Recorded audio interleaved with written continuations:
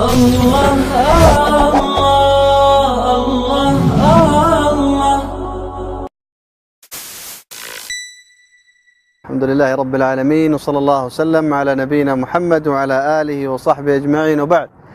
حياكم الله أيها الأحبة. في هذه الدقائق لنبين صفة الصلاة تطبيقا عمليا كما ورد عن النبي صلى الله عليه وسلم. بعد أن يتطهر المسلم، وبهذا يكون نوى الصلاة ويستقبل القبلة، ثم يكبر الله أكبر. كبر الآن يا علي. ثم يقرأ دعاء الاستفتاح: سبحانك اللهم وبحمدك وتبارك اسمك وتعالى جدك ولا إله غيرك. ثم يقول: أعوذ بالله السميع العليم من الشيطان الرجيم، بسم الله الرحمن الرحيم، الحمد لله رب العالمين. وهنا نقطة مهمة يجب التنبيه عليها. ينسى بعضهم البسملة، وهي آية من آيات الفاتحة، وإذا أخل بالفاتحة، والفاتحة ركن، فتبطل الصلاة. يقرأ الفاتحة ثم يقرأ ما تيسر بعدها. بعدما يقرأ ما تيسر يرفع يديه قائلا الله أكبر لكي يركع. ارفع يديك الآن، الله أكبر. يركع بهذه الصفة. بعدما يركع يقول: سبحان رب العظيم، سبحان رب العظيم، سبحان رب العظيم 3 مرات. ثم يرفع من الركوع قائلا: سمع الله لمن حمده ربنا ولك الحمد، رافعا يده هكذا.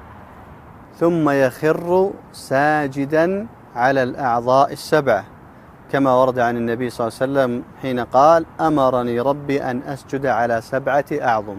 ثم يخر ساجدا على الأعضاء 7، الرأس، اليدين، الركبتين، القدمين، ويقول: سبحان ربي الأعلى، سبحان ربي الأعلى، سبحان ربي الأعلى 3 مرات.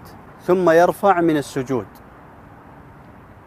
ويقول: رب اغفر لي، رب اغفر لي، رب اغفر لي 3 مرات. ثم يسجد ويصنع كما صنع في السجدة الأولى على الأعضاء 7، ويقول: سبحان ربي الأعلى 3 مرات. ويرفع للركعة الثانية قائلا: الله أكبر، ويقرأ الفاتحة ويصنع كما صنع في الركعة الأولى. ثم يركع ويرفع من الركوع كما صنع كذلك في الركعة الأولى. ثم يجلس للتشهد قائلا: التحيات لله والصلوات والطيبات، السلام عليك أيها النبي ورحمة الله وبركاته، السلام علينا وعلى عباد الله الصالحين، أشهد أن لا إله إلا الله وأشهد أن محمدا عبده ورسوله. هنا إذا كان التشهد الأول في الصلاة الثلاثية مثل المغرب، أو الرباعية مثل العصر والظهر والعشاء، هنا ينتهي التشهد الأول، ويرفع بعد هذا حينما يقول: أشهد أن لا إله إلا الله وأشهد أن محمدا عبده ورسوله، يرفع قائما للركعة التي بعده.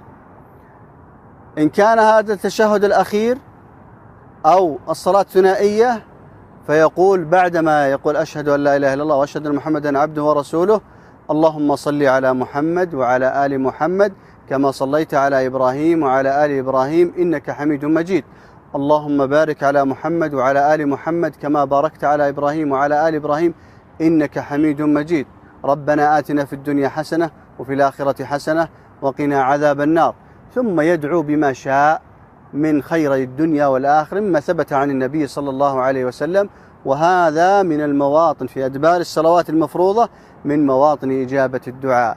بعد هذا يقول: السلام عليكم ورحمة الله، ملتفتا عن يمينه حتى يظهر بياض خده لمن خلفه، ويلتفت عن شماله قائلا: السلام عليكم ورحمة الله، وبهذا ينتهي من صلاته قائلا: أستغفر الله، أستغفر الله، أستغفر الله، اللهم أنت السلام ومنك السلام، تباركت يا ذا الجلال والإكرام. تبارك الذي نزل الفرقان على عبده ليكون للعالمين نذيرا.